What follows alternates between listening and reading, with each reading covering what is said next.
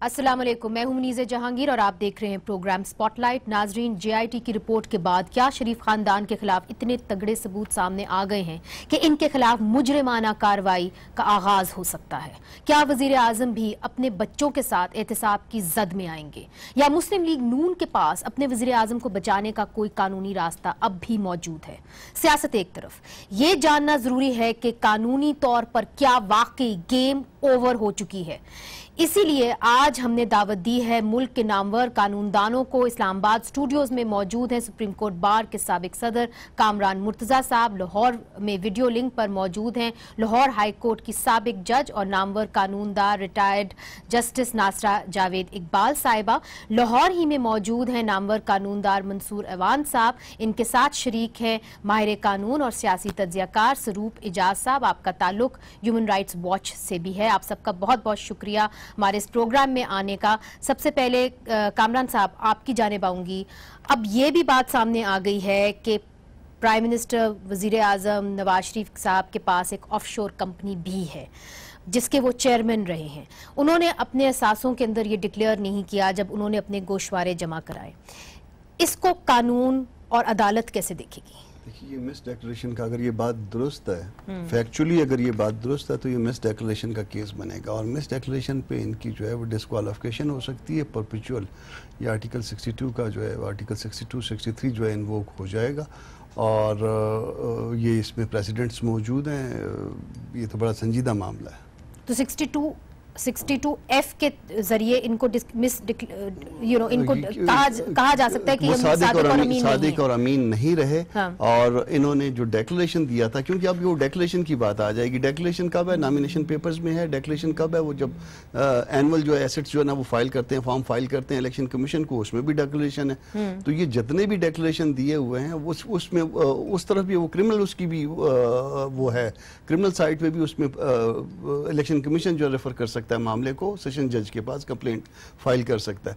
मगर इसके साथ साथ कोर्ट के लिए, किसी भी दस्तूरी अदालत के लिए जो है ना वो ये डिक्लेयर करना कि जी ये इन्होंने मिस डिक्लेरेशन किया है और ये वो नहीं रहे हैं 62 के आर्टिकल 62 के उसके में क्वालिफाई नहीं कर रहा है, तो उसमें उनकी डिस्क्वालिफिकेशन हो सकती है। मगर नासरा साहिबा ऑलरेडी वजीर आजम और उनकी जो क़यादत है पाकिस्तान मुस्लिम लीग नून की, वो कह चुके हैं कि हम इस्तीफा नहीं देंगे और ना ही हम पार्लियामेंट में जो अपना काम कर रहे हैं उसको बंद करेंगे और पार्लियामेंट को हम गोल नहीं करेंगे। मगर साथ साथ इंक्रिमिनेटिंग एविडेंस आई है, यहाँ तक एविडेंस आ गई है कि मियां नवाज शरीफ साहब जब वो वजीर आजम थे उसके दौरान वो 10,000 दिरहम ले रहे थे इस ऑफशोर कंपनी से।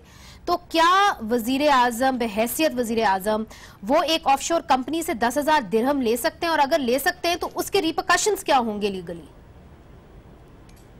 यकीनन वो नहीं ले सकते, क्योंकि पाकिस्तान के वजीर आजम होने के नाते वो कोई और ऑफिस ऑफ प्रॉफिट होल्ड ही नहीं कर सकते यहाँ या कहीं भी।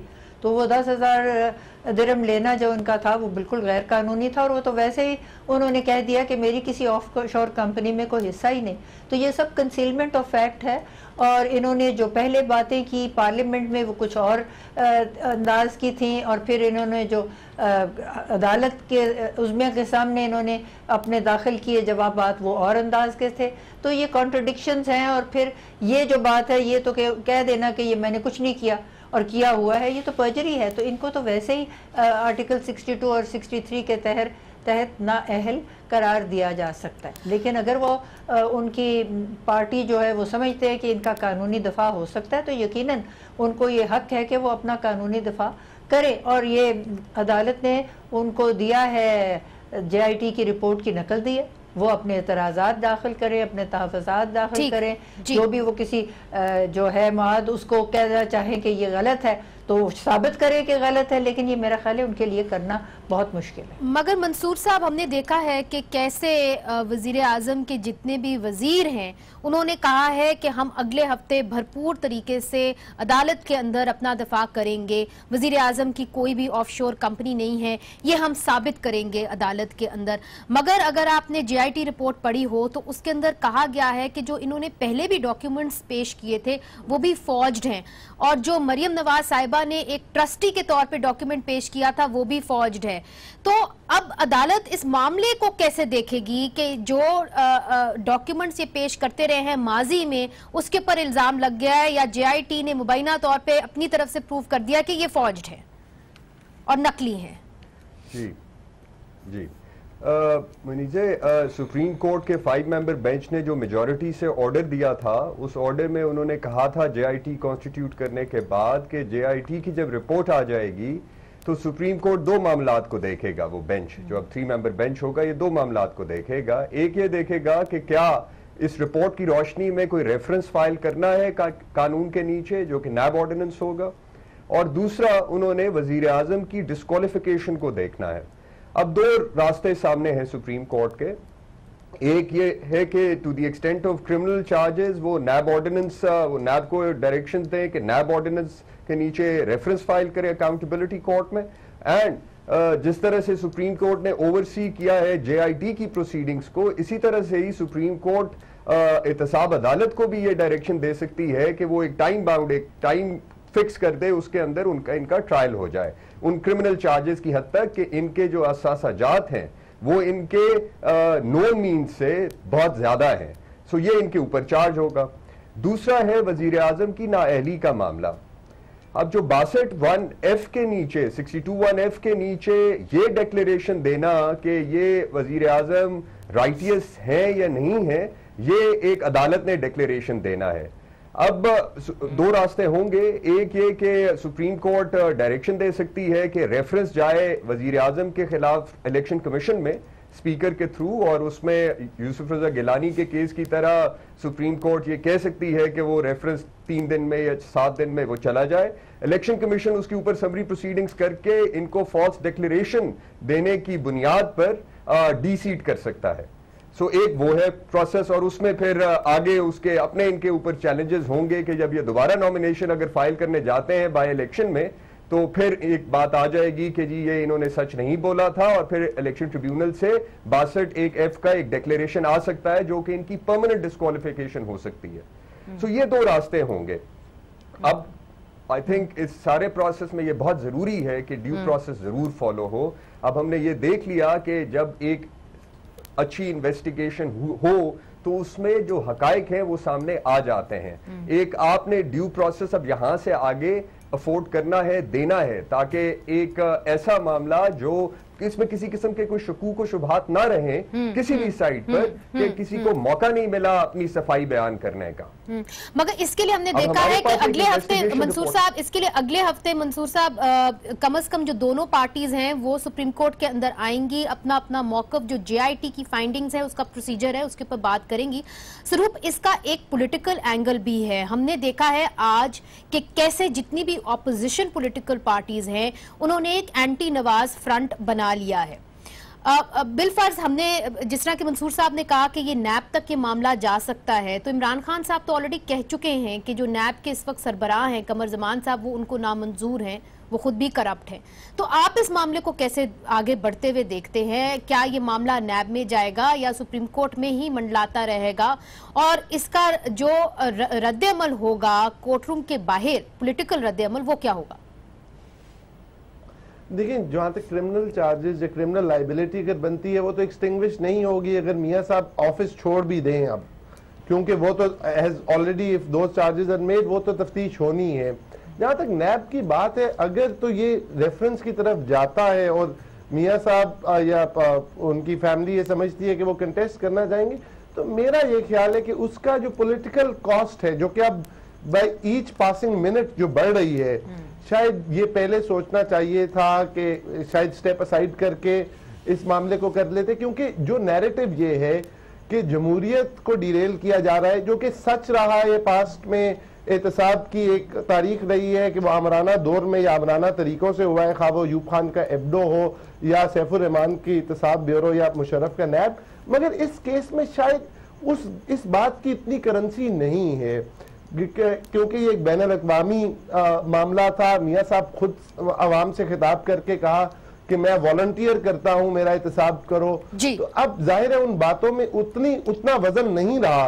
अगर वो खास पहले कहते कि और ये पार्लियामान, ये बात जो समझने की है कि मियां साहब अलमबरदार हैं पाकिस्तान में जमहूरियत के इस वक्त वजीर आजम होने की वजह से, तो उन पे ये जिम्मेदारी है कि because he is under investigation, जो मैंडेट उनकी पार्टी को दिया गया है या पार्लियामान को लपेटने का तो कोई मकसद नहीं है, कोई जवाब नहीं है, इस वक्त कोई पॉसिबिलिटी नहीं है।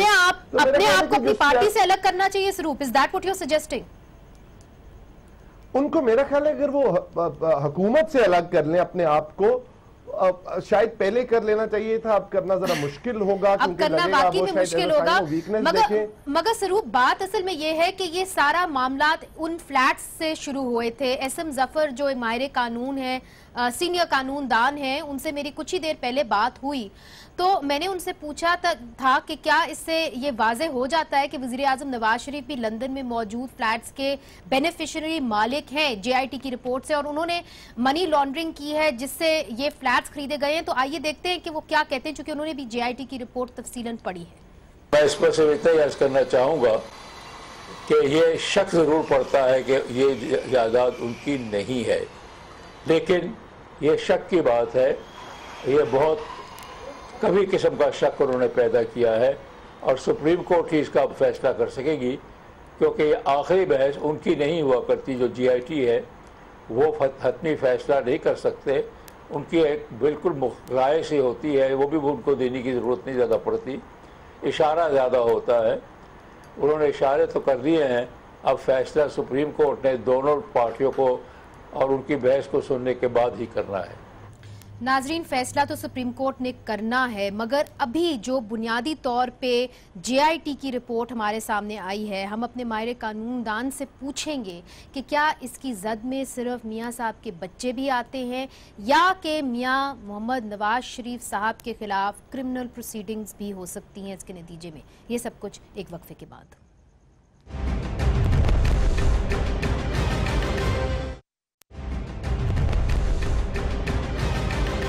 वेलकम बैक नाजरीन, हम ये सवाल पूछ रहे हैं कि जेआईटी की इन्वेस्टिगेटिव रिपोर्ट की बुनियाद पर क्या वजीर आजम मियां मोहम्मद नवाज शरीफ के खिलाफ क्रिमिनल प्रोसीडिंग्स हो सकती हैं कि नहीं हो सकती। कामरान साहब, आपकी क्या राय है?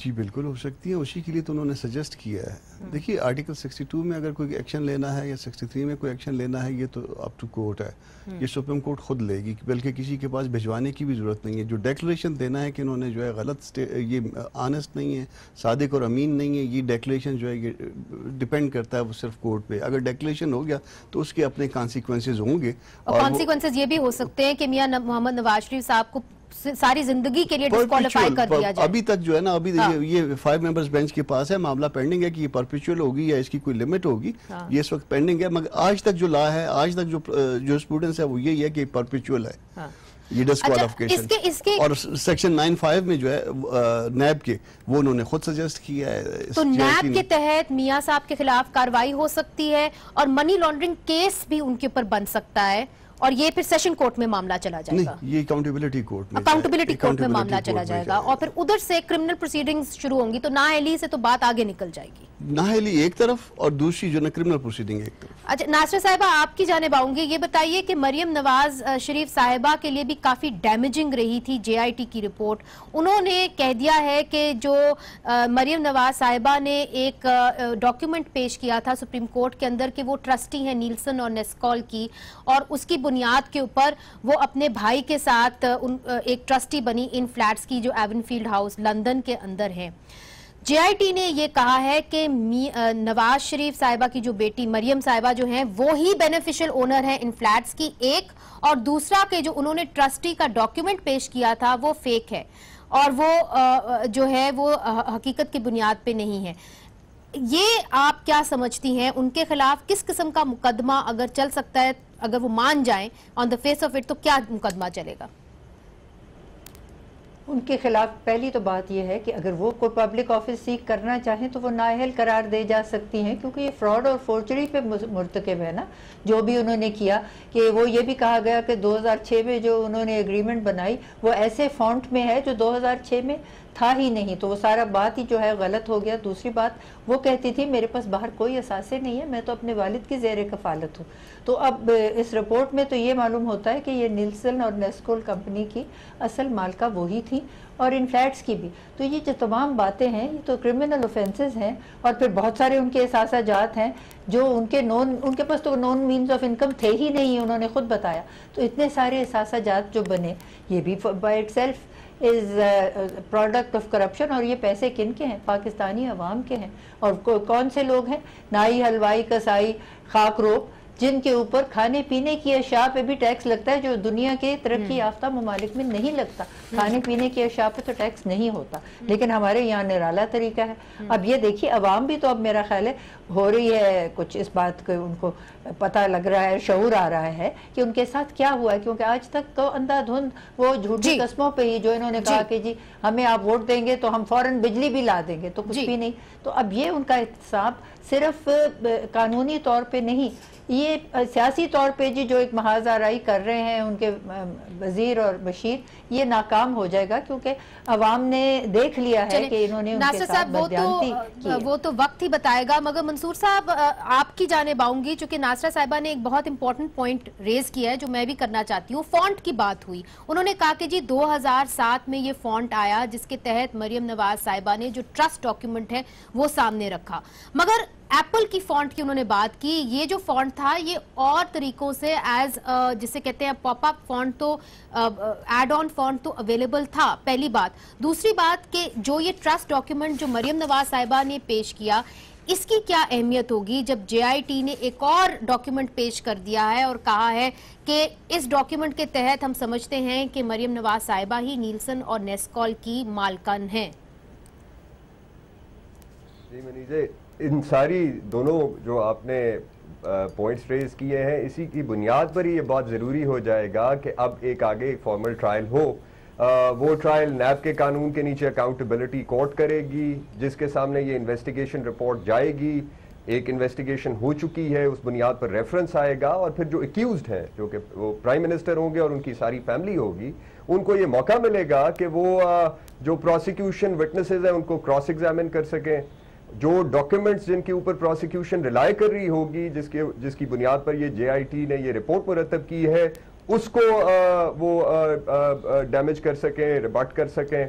सो ये सब बातें ट्रायल में तय होंगी कि ये फॉन्ट जो है ये एप्पल के पास था, नहीं था, मगर अदरवाइज अवेलेबल था। तो ये सारी बातें जो है ये मुकदमा होगा, ट्रायल होगा, क्रिमिनल ट्रायल होगा, उसमें ये तय होंगी। तो इसलिए इस हद तक जो क्रिमिनल प्रोसीडिंग है, उस हद तक तो परहैप्स सुप्रीम कोर्ट जो है ये ऑर्डर कर सकती है कि नैब के सेक्शन 9 और सेक्शन 14 के नीचे प्राइमा फेशी ये लगता है कि इनके जो एसेट्स हैं वो बियॉन्ड नोन सोर्सेज हैं, लिहाजा एहतसाब अदालत में मुकदमा चले, नैब के कानून के नीचे चले और सुप्रीम कोर्ट उसको सुपरवाइज कर सकती है और इंस्ट्रक्शंस दे सकती है, डायरेक्शंस दे सकती है कि 3 महीने में या 4 महीने में या 6 महीने में मुकदमे का फैसला हो। मगर स्वरूप, आपने देखा होगा कि कैप्टन सरफ्तर भी जब सामने आए थे और JIT के सामने पेश हुए थे तो उन्होंने स्टेटमेंट दी और उन्होंने कहा तो मुझे तो पता भी नहीं था कि ये फ्लैट्स की ओनरशिप किसके पास है। अब उनका ये कह देना कि मुझे मालूम ही नहीं था कि फ्लैट्स की ओनरशिप किसके पास है, और ये भी कह देना कि मुझे अब तक भी नहीं पता कि ये फ्लैट्स का ओनर कौन है, इसको कैसे सुप्रीम कोर्ट देखेगी। और ये भी कि कैप्टन सफ्तर ये भी कह चुके हैं कि जी मैंने अपनी वेल स्टेटमेंट के अंदर तो कुछ डिक्लेयर नहीं किया, और अगर प्रूव हो जाता है कि मरियम साहिबा ही फ्लैट्स की ओनर है और उन्होंने अपनी बीवी का डिक्लेयर नहीं किया, तो उसके क्या रिपरकशंस हो सकते हैं कैप्टन सफ्तर के ऊपर?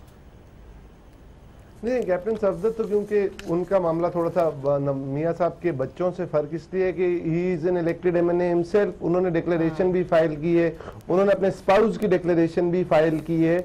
लेकिन ये फैसला जो होना कि कैप्टन सफदर साहब का, जिस तरह पहले बात हुई, कि उसके लिए तो फिर जो तफ्तीशी ऑफिसर है उनको भी क्रॉस एग्जामिन करना पड़ेगा, कैप्टन साहब का बयान भी इन अ कोर्ट ऑफ लॉ होना पड़ेगा।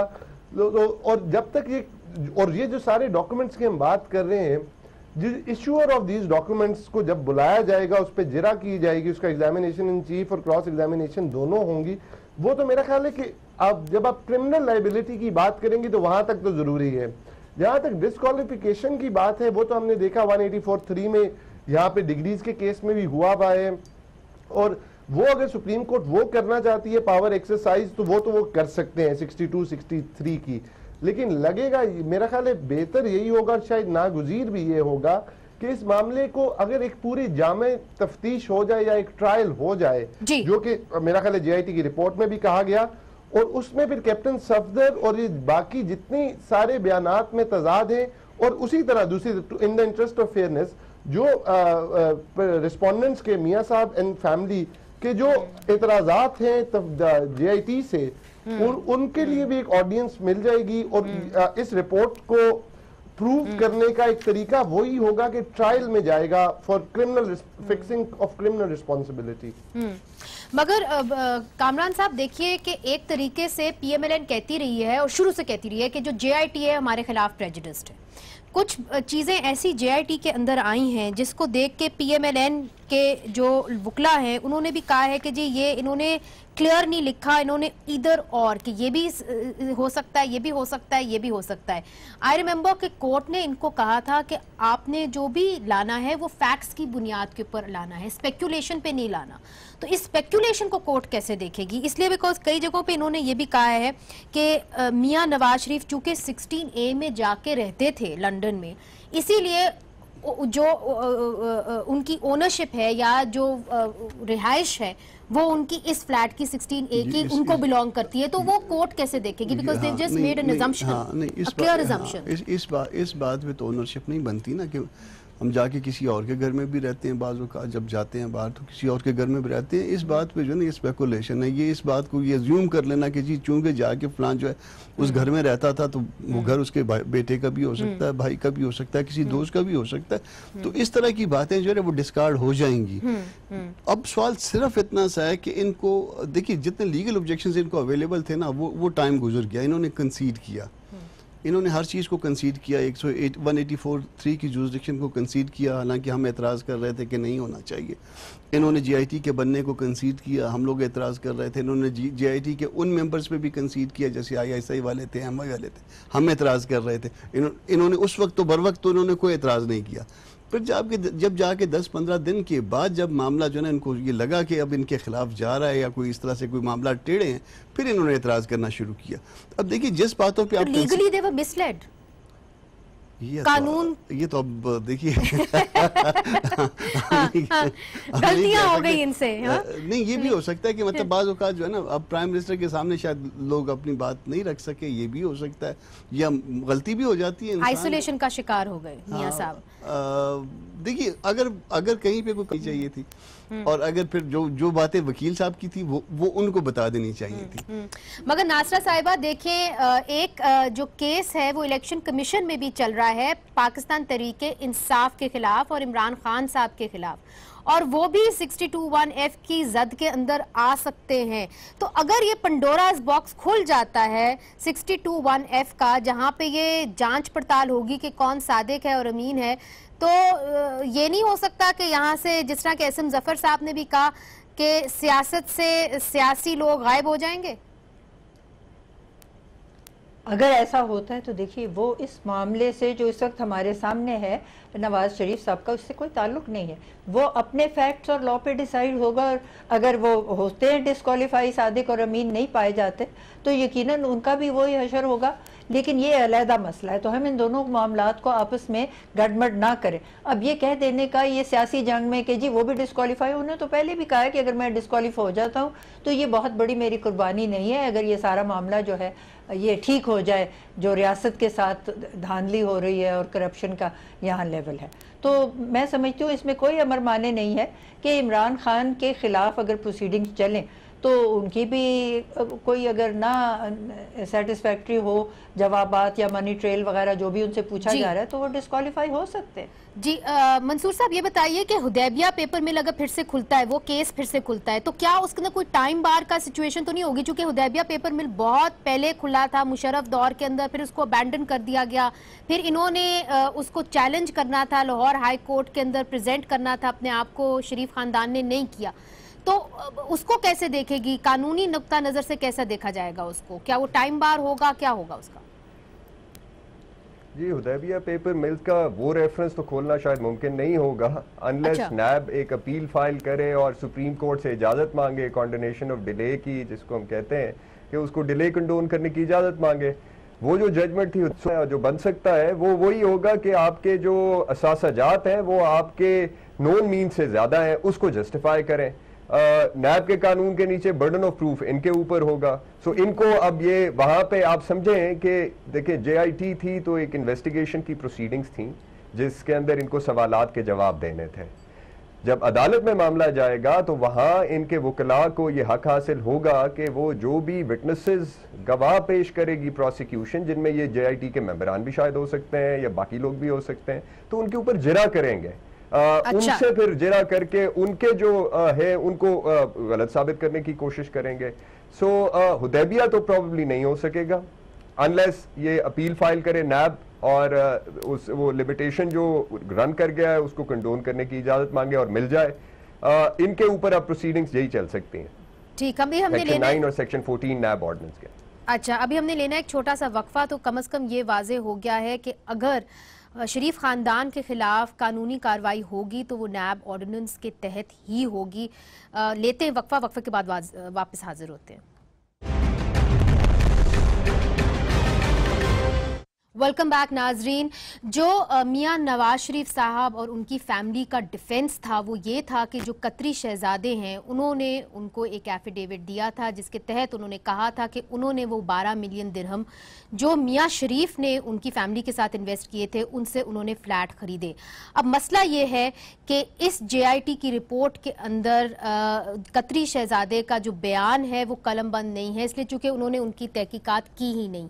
ये कितना असरअंदाज होगा इस ट्रायल के ऊपर? सरूप और मंसूर, दोनों आपसे ये सवाल है कि ये बताइए कि कतरी शहजादे का इंटरव्यू ना करना या उनसे मुलाकात ना करना, क्या अब कोई ऐसा ऑप्शन है कि बाद में कतरी शहजादे का इंटरव्यू या कोई उनसे मुलाकात या कोई उनसे तहकीकात हो सके वीडियो लिंक के जरिए? चूंकि नून लीग का कम अज कम जो डिमांड था वो हमेशा से यही था कि कतरी शहजादे के बगैर हमें JIT की रिपोर्ट नामंजूर होगी।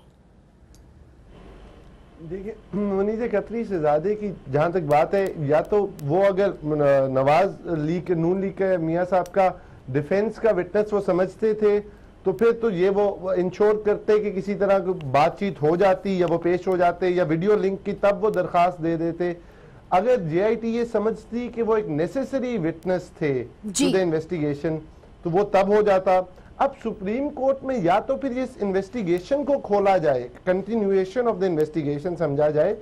ये कोई अनहोनी बात नहीं है, यहाँ पे बहुत सी बयानात होते हैं, आम अदालतों में लोकल कमीशंस बनते हैं, वीडियो लिंक्स पे होते हैं बयानात, मगर आफ्टर कंक्लूजन ऑफ एविडेंस फिर सवाल ये उठेगा अनलेस के सुप्रीम कोर्ट फिर इन्वेस्टिगेशन को वापस खोले या फिर वो कहे कि आपने ट्रायल में पेश करना है तो आप ट्रायल में पेश कर दें। मगर मेरा ख्याल है कि अब इतना पानी पुलों के नीचे से गुजरा है मेरी नजर में, शायद अब वो कतरी शहजादा साहब की जो खत की बात है उसके अलावा, क्योंकि उससे जो ब्रिज था, जो UAE का पैसा जो कतर जाना था, अगर वो ब्रिज ही डेसिमेट हो गया है तो शायद एक व्यू ये भी हो कि उसकी कितनी वैल्यू एडिशन है कि उसके लिए इन्वेस्टिगेशन मगर स्वरूप कम अज कम तारिक शफी ने जो बयान JIT में दिया है और JIT कहती है वो ये कहते हैं कि तारिक शफी कभी कतरी शहजादे को मिले ही नहीं, तो फिर सवाल ही नहीं उठता कि वो 12 मिलियन दिरहम उन्होंने तारिक शफी को कैश के तौर पे दिए हो। Mansoor, I like your take on this. Supreme Court में जो स्टेटमेंट था तारिक शफी, हुसैन नवाज और नवाज शरीफ साहब का, वो ये था कि गल्फ स्टील मिल्कियत थी मियां शरीफ साहब की और उसकी सेल से जो प्रोसीड्स आए कुछ काफ़ी बड़ी रकम जो है वो चली गई। यानी उन्होंने कहा कि 33.37 मिलियन दिरहम थे जो मिले थे उसकी सेल से, जिनमें से 12 मिलियन दिरहम इनके पास आए और बाकी वो जो 25% था, जो बाकी 75% था वो उन लोन्स को पे ऑफ करने में चला गया जिन लोन से ये गल्फ स्टील लगी थी। और ये 12 मिलियन वो 12 मिलियन थे जो कतरी प्रिंस को दिए गए थे। अब JIT ने अपनी रिपोर्ट में ये लिखा है कि एक तो ये कि ये जो गल्फ स्टील थी ये मियां शरीफ साहब की मिल्कियत नहीं थी, ये बल्कि तारिक शफी साहब की मिल्कियत थी। और ये जो 12 मिलियन थे ये तारिक शफी साहब के जो डेट्स थे, लोन्स थे, BCCI बैंक हुआ करता था उसके जो डेट्स थे इनके, उनको सर्विस करने में गया था। और उन्होंने ये भी आई थिंक उनको रिकॉर्ड मिला जिसमें तारिक शफी साहब को यूएई में ईसीएल पे एग्जिट कंट्रोल लिस्ट पर रख दिया गया था because of that default that he had committed, bank default जो किया था। लेकिन ये सब कहकर इसीलिए वो फिर कतरी प्रिंस की तरफ गए नहीं, क्योंकि ये 12 मिलियन का उस कतरी प्रिंस से ताल्लुक नहीं था जो कि पोजीशन थी शरीफ फैमिली की। मगर ये सब कहकर अब देखें, एक क्रिटिसिज्म जो आ रही है शरीफ फैमिली या उनके लोगों की तरफ से, वो ये है कि कतरी प्रिंस के पास जेआईटी क्यों नहीं गई। जी बिल्कुल। देखें, आई थिंक उनको सोचना चाहिए कि कतरी प्रिंस का जो लेटर था वो उनका डिफेंस था।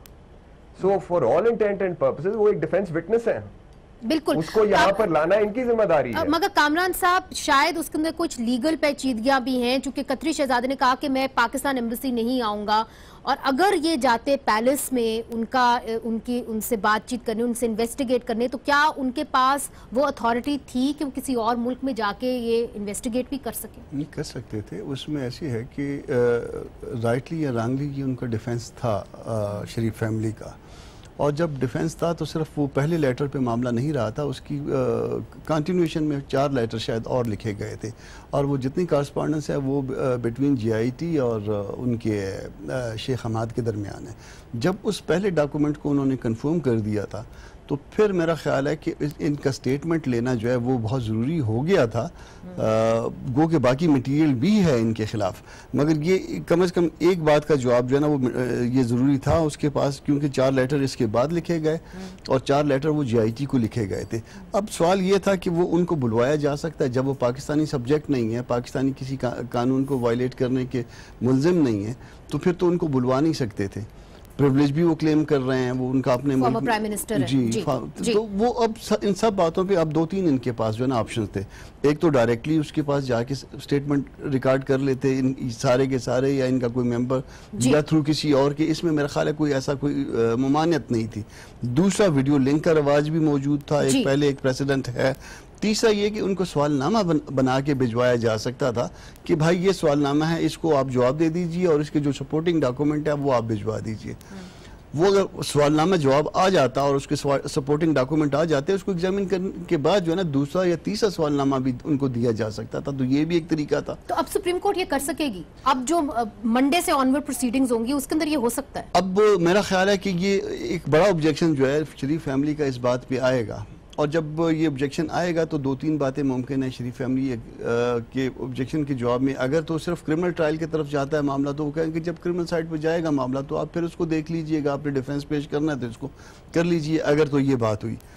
दूसरा जो सुप्रीम कोर्ट ये कर सकती है वो कहे कि नहीं, वो इनकी जो रीज़न है इस रीज़न के साथ एग्री कर लें कि वो ज़रूरी विटनेस ही नहीं थे।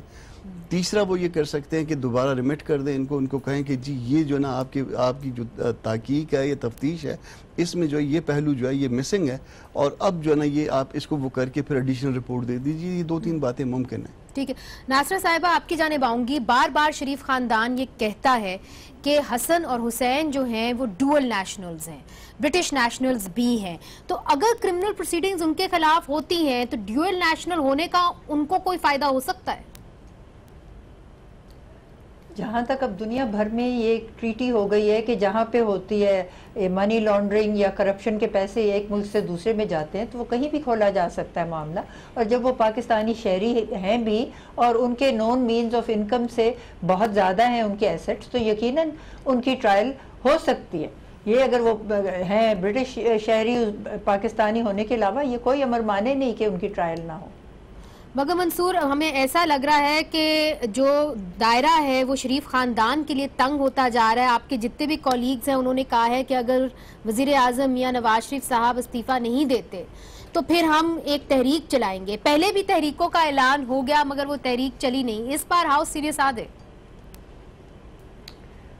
आई थिंक वेट तो करना चाहिए। सुप्रीम कोर्ट अल्टीमेटली अब क्या फैसला करती है इस जेआईटी रिपोर्ट की सबमिशन के बाद, उस वक्त तक इंतजार तो ज़रूर करना चाहिए। सुप्रीम कोर्ट का फैसला होगा वो बहरहाल हर एक पर बाइंडिंग होगा, सो वकला को I think should hold their horses. Supreme Court में है मामला, सुप्रीम कोर्ट का फैसला आना चाहिए, वो फैसला फिर जो भी होगा वो फिर मानना होगा हर एक को। स्वरूप, मेरा ख्याल है कि जितने भी मियां मोहम्मद नवाज शरीफ साहब के एलाइज हैं, जिस तरह के ANP, वो भी कहते रहे हैं कि कम से कम सुप्रीम कोर्ट के फैसले का इंतजार करना चाहिए, मगर सियासी मंजरनामा ऐसा लग नहीं रहा। एक अलायंस बन रहा है मियां नवाज शरीफ साहब के खिलाफ। आपको लगता है कि मियां नवाज शरीफ साहब अगले साल तक, सेनेट इलेक्शंस तक प्राइम मिनिस्टर रह सकते हैं? देखिए, वैसे तो ये है तो क्या सराई, मुझे नहीं लगता कि मार्च 2018 तक बात जाए, मगर एक बात जो मेरा ख्याल है सोचने की है दोनों फरीकैन के लिए, इधर मियां साहब के लिए और इमरान खान के लिए, कि पार्लियामान जिसकी बालादस्ती के लिए हमने सारे जो है हम सड़कों पे निकलते हैं, नारे भी लगाते हैं, उसको कितनी अहमियत दी मियां साहब ने या इमरान खान ने। देखें, जब ये सारा जुडिशलाइजेशन ऑफ पॉलिटिक्स जो है, जो कि हम पिछले 5-7 साल से देख रहे हैं कि सियासी कुव्वतें जो है वो पार्लियामान को नहीं देखती, वो समझती हैं कि शायद सुप्रीम कोर्ट जो है फाइनल आर्बिटर होगा वो पॉलिटिकल डिस्प्यूट्स का। मियां नवाज शरीफ को चाहिए तो ये था कि वो पार्लियामान को कॉन्फिडेंस में लेते, एक कमेटी बनाते, कोई रिक्विजिट कानून साजी करते। अब उन्होंने अपने आप को एलियनेट तो किया। जहां तक फैसले का इंतजार करने की बात है, वो तो जाहिर सी बात है कि अब सुप्रीम कोर्ट में अगर मामला है, वो फैसला पे इंतजार करना चाहिए। ये भी समझना चाहिए सारी ऑपोजिशन को भी और मियां साहब को भी कि ड्यू प्रोसेस फॉलो करना इसलिए जरूरी है इस एहतसाब में। जैसे मैंने कहा कि पहले जो पाकिस्तान में एहतसाब हुए हैं, अयूब खान का एब्डो या सैफुर रहमान की नैब एहतसाब ब्यूरो, वो उनका कोई माजी ताबनाक नहीं है। अगर आप ऐसी मिसाल सेट करना चाहते हैं कि वाकई this is about rule of law, तो फिर आप 2 हफ्ते या 4 हफ्ते या 6 हफ्ते इंतजार करने से बात नहीं खराब होगी, वरना तो फिर ये तो चिराग सबके बुझेंगे, हवा इनमें से किसी की नहीं है। अगर ये anyone will try in strong arm या स्टीम रोल, इतना इंतजार हो गया। मेरा ख्याल है कि मियां साहब इज शॉर्ट ऑफ ऑप्शंस, दायरा तंग है, लेकिन फिर भी it is important that justice is not only done but seen to be done. So what you suggested that he should step down? I mean I think कि अगर step down करें, क्योंकि जमहूरियत की जो जैसे मैंने कहा, जमहूरियत की बका के लिए मियां नवाज शरीफ साहब को रिजाइन कर देना चाहिए, आपका ये कहना है? देखिए, मेरा ख्याल है कि वो उनकी अपनी चॉइस है, लेकिन मैं कह रहा हूं कि वो ये जिम्मेदारी समझे कि जमहूरियत की बका की जिम्मेदारी जो है पाकिस्तान में और पाकिस्तान की अवाम ने मियां नवाज शरीफ को दी है। माजरत के साथ सुप्रीम कोर्ट को नहीं दी, अफवाज पाकिस्तान को नहीं दी, किसी और इदारे को नहीं दी। तो मियां नवाज शरीफ को तो अब ये चाहिए। कामरान साहब, आप लोगों ने भी एक तहरीक चलाई थी, स्वरूप साहब कह तो ठीक रहे हैं कि कस्टोडियन, जमहूरियत के कस्टोडियन इस वक्त मियां नवाज शरीफ साहब हैं, तो शायद उनको अपने आप को अपनी पार्टी से या इस हुकूमत से अलग रखना चाहिए। अगर उनका एहतसाब हो रहा है तो शायद मामला बच जाए, सिस्टम बच जाए। देखिए, कल तक जो ऑप्शन था, जैसी ये रिपोर्ट आई थी, कल तक इसका जो सियासी ऑप्शन था मियां साहब के पास, जिसमें सारा कुछ डाइवर्ट कर सकते थे मेरे ख्याल में, वो कल जो है ना ये कहते कि या तो मिड टर्म अनाउंस कर देते, उसी रिपोर्ट आने के बाद कहते कि जी ये एक रिपोर्ट आ गई है, गो के गलत है, मैं मिड टर्म, या फिर अपने आप को हुकूमत से अलग करके और कहते हाउस को कहते कि आप अपना लीडर। कल तक तो ऑप्शन ये था। अब आज ये ऑप्शन नहीं है। अब अगर फर्ज करें कि स्टेप डाउन होते हैं तो वो कहेंगे हमारे प्रेशर के नतीजे में जो है ना आप वो हो गए, तो वो उनसे ये मौका चला गया। अब तो ये प्याज और जूते दोनों खाने वाली बात है। नासरा साहिबा, आपकी राय चाहूंगी, फिर मैंने क्लोजिंग की तरफ भी जाना है। जी ऑप्शन तो अभी भी उनके पास है। ये ठीक है कि प्रेशर के तहत किया गया या जैसे भी किया गया, वो पहले भी अगर करते तो प्रेशर के तहत ही करते। और माजरत के साथ वो जमहूरियत के कस्टोडियन बिल्कुल नहीं है।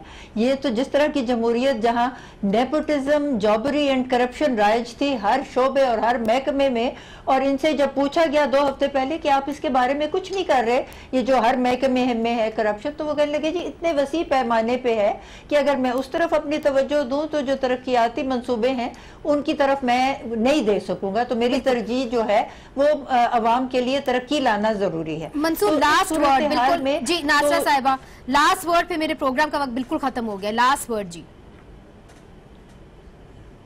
मेरा तो अंदाजा ये है कि ये इस वक्त स्टेप डाउन नहीं करेंगे और इनका डिक्लेरेशन आएगी सुप्रीम कोर्ट की तरफ से आर्टिकल 62, 63 के तहत, जब इनको सुन लेंगे कि ये नाअहल है। Mansoor, last word, just one line please, we have 10 seconds. Muneeze, मियां नवाज शरीफ की शोहरत सियासी ऑप्शन लेने वाले मुदब्बिर सियासतदान की कभी भी नहीं रही। ना उन्होंने 99 में वो ऑप्शन ली थी, ना 93 में जब गुलाम इसहाक खान साहब के साथ वो इस्तीफा देकर चले गए थे तो उन्होंने कभी भी नहीं ली। तो मेरी कोई तवक्कुआत बहुत ज़्यादा नहीं है कि वो सियासी ऑप्शन लेंगे। आप सबका बहुत बहुत शुक्रिया। मेरे प्रोग्राम का वक्त बिल्कुल ख़त्म हो गया है। आप सब ने जो कानूनी बहस है वो सुनी, मैंने इनसे सियासी जो बहस है वो भी आपके सामने रखी।